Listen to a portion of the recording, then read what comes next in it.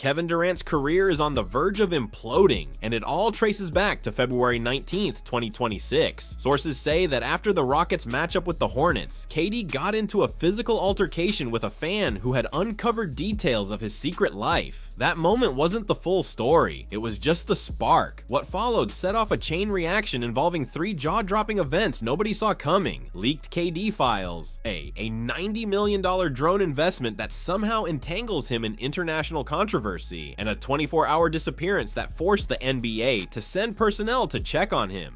We've all seen KD clash with fans on Twitter before. At this point, it's practically a secondary career, but what unfolded after the Hornets game wasn't a routine KD-sensitive moment, it was something entirely different. Houston had traveled to Charlotte for the game, and on the court, Durant was doing what he was brought to Houston to do: dominate. He dropped 35 points on 14 of 20 shooting, moving like the 7-foot cheat code we've known for years. Statistically, it was peak KD. But the atmosphere inside the Spectrum Center? Toxic. The Get Higher 77 burner account rumors had jumped from Twitter into reality. Fans were waiting for him, and if you haven't heard about KD's current burner account scandal, don't worry, we'll dive into that soon. Back to the game. Insiders at the arena report that as the final buzzer rang, sealing a 105-101 win for Houston, Durant started heading toward the tunnel. Normally, this is where you'd see the calm veteran exit, maybe swap jerseys, maybe give a wave. Not that night. On one fan, someone who clearly had spent the entire pre-game deep diving into the KD files, started screaming at Durant. Accusations flew, calling him a coward, a little boy hiding behind fake accounts to trash his own teammates. KD usually responds with a dismissive grin and keeps moving, but this night, things escalated.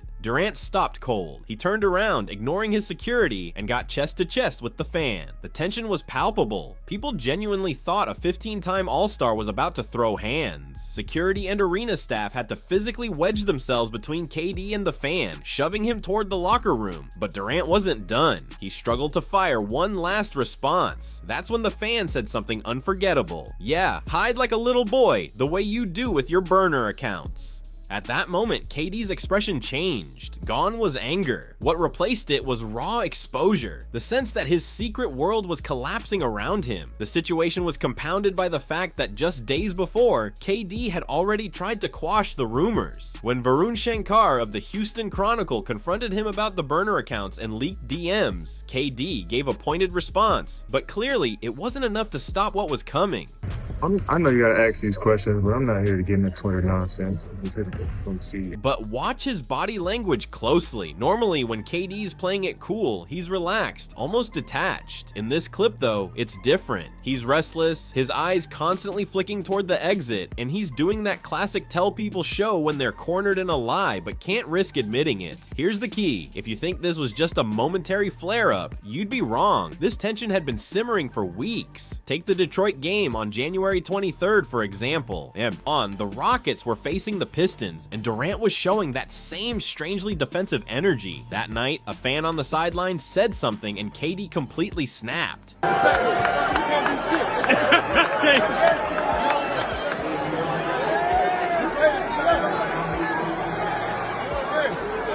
Rumor has it that fan also brought up the burner accounts, and it immediately raises the obvious question: if KD really is innocent, why lash out at anyone who even mentions them? Why would a man with 2 championship rings, an MVP, and more wealth than some small countries care what a random fan thinks? It's simple. The fans aren't just speculating anymore. They've hit a nerve. They know about the hidden life KD's been running on X. And trust me, the rabbit hole goes way deeper than anyone in the stands realizes. While most were just hunting for a viral clip for TikTok, there was a much darker, far-reaching digital trail quietly unfolding over weeks. For those who missed the chaos earlier this year, it started when a random X user dropped a treasure trove of private messages, the so-called KD files. This wasn't a simple leak from a hater. It appeared highly coordinated. What began as a minor dispute over a drone investment turned into one of the biggest scandals in NBA history. See, KD has a $90 million stake in a drone company called Skio. Normally, that's just boring billionaire business.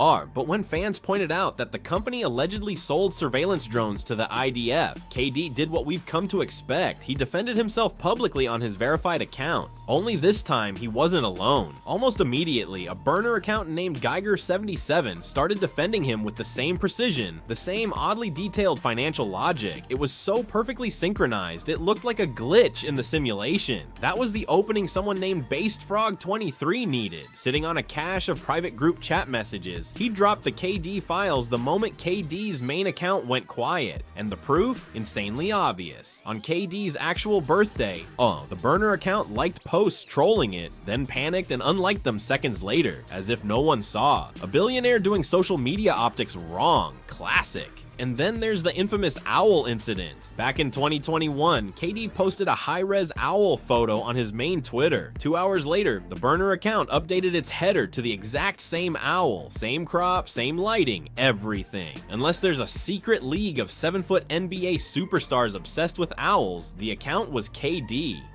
Add to that the fact that every follower of that burner account was also followed by KD himself. It was practically a dare to connect the dots. But the leaks weren't just funny slip-ups, they were explosive. KD's messages about Russell Westbrook called him a triple-double bear, a wild jab at his chaotic style. He took shots at Steph Curry, labeling him the light-skinned shooter who can't lead without a 7-footer.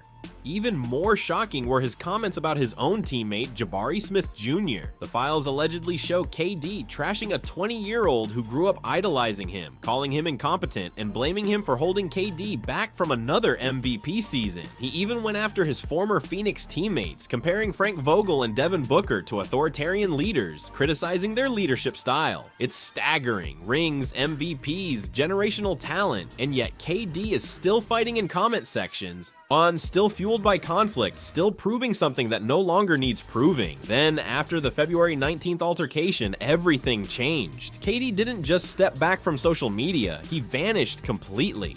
For someone glued to his phone, that was a massive red flag. The silence was so alarming the NBA reportedly sent a security team to his location for a wellness check. Imagine that, a top 5 player in the world and the league literally knocking on his door. Rumors swirled, some claimed he'd cracked under pressure and needed mental health support. Others said it was a high-stakes legal lockdown.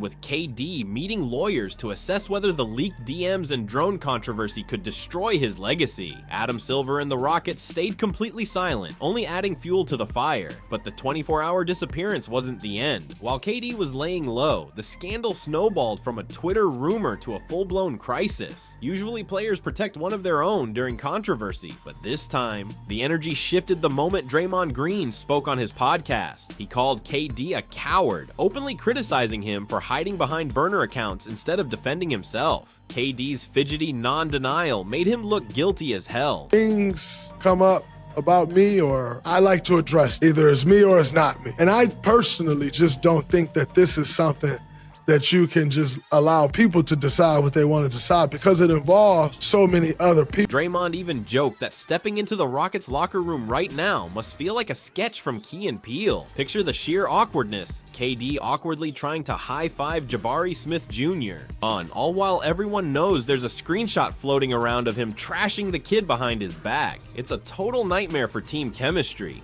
Then there's Bill Simmons, treating the saga like a psychological case study. He floated the idea that KD might actually be addicted to digital dopamine. According to Simmons, KD is so immersed in internet culture that arguing with random accounts gives him a rush. It's no longer about basketball, it's about validation. He needs the affirmation that some random account thinks he's better than Steph. And if he can't get that on his main account without seeming insecure, he just spins up a new one. The only person really defending KD right now is Gilbert Arenas. On his show, Gil framed the whole scandal as some kind of deep state setup against Durant. His argument, the leaks are too perfect. Nobody in their right mind would use the same header on a burner and a verified account. So according to Gil, it must be a trap. is the person behind it. If you look at these tweets and you look at how Kevin Durant texts this, it's not the same person. I'll be who says I'll. Gil is out there insisting people are blowing the whole thing out of proportion, claiming it's just an attempt to take down a legend. But even his co-hosts weren't exactly convinced. The tension in Houston is off the charts. The Rockets sit third in the West, and this season is supposed to be all or nothing. Ime Udoka, a coach with zero patience for distractions, now has to manage a locker room where his franchise player is allegedly trashing the young core. Every time the Rockets lose, cameras aren't just checking the scoreboard, they're scanning the bench, watching to see if Jabari Smith Jr. and KD are even speaking. And honestly, it's hard not to believe the recent leaks, because this feels like deja vu. To understand the 2026 meltdown, you have to follow the blueprint all the way back.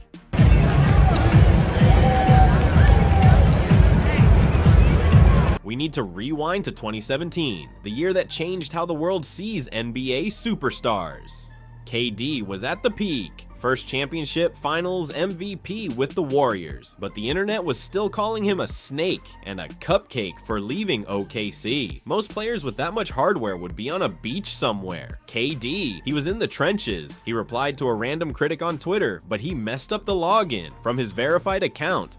He typed that he didn't like the organization or playing for Billy Donovan, that his roster wasn't strong, it was just him and Russ. Then he dropped the line that instantly became a Hall of Fame meme. KD can't win a championship with those cats. He thought he was posting from a burner. His defense was almost as wild as the tweets. He claimed he was just engaging with fans, called the messages childish and idiotic, but never admitted he had a network of burner accounts. He tried to normalize it as passion for basketball, but the damage was done. From that moment, the sensitive superstar label stopped being a joke. It became his defining identity. The fallout reshaped how we view greatness. Every positive comment about KD suddenly felt staged. And that scrutiny followed him from Golden State to Brooklyn, then Phoenix. At this point, KD's legacy is tied to a decade of being one of the hardest superstars to handle in sports history.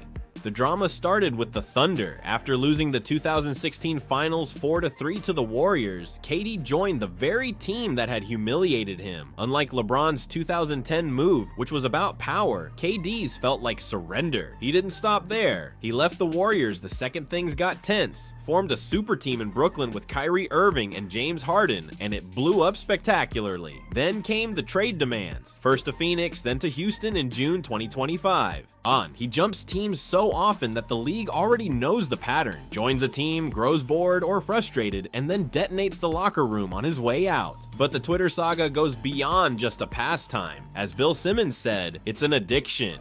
Proof? During All-Star Weekend, while the league's top players were laughing and dapping each other, KD was isolated. There's a viral clip of him literally folding over, back hunched, staring at his phone like his life depended on it. And the craziest part? He's admitted it himself. In a post-game interview, when asked whether he preferred video games or Twitter, this was his answer. I'm gonna go Twitter, because they don't deserve to hear this God level like talk I'm giving to them. Think about the kind of ego it takes to call your own toxic tweets God level commentary. It's almost like basketball is KD's side gig and his real job is being a Twitter influencer. If you look back at NBA history, KD isn't even the first figure caught up in a burner account scandal. The benchmark is still Brian Cangelo and the infamous Collargate back in 2018.